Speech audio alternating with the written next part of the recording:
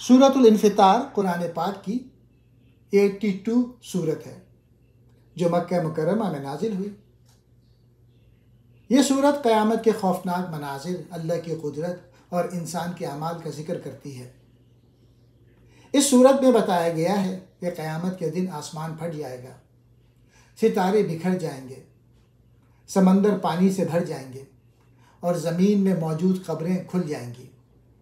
उस दिन हर इंसान को पता चल जाएगा कि उसने दुनिया में क्या अच्छे और बुरे काम किए।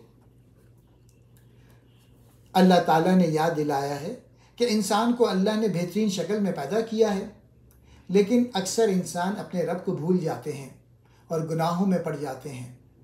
हालांकि अल्लाह हर चीज़ को देखता है और हर अमल का हिसाब रखा जा रहा है।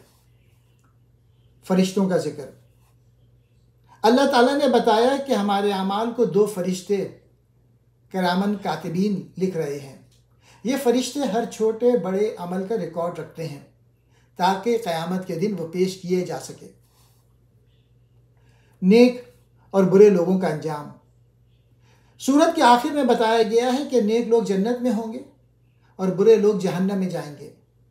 क़यामत के दिन ऐसा होगा कि कोई किसी की मदद नहीं कर सकेगा। हर शख्स को अपने अमाल के मुताबिक बदला मिलेगा।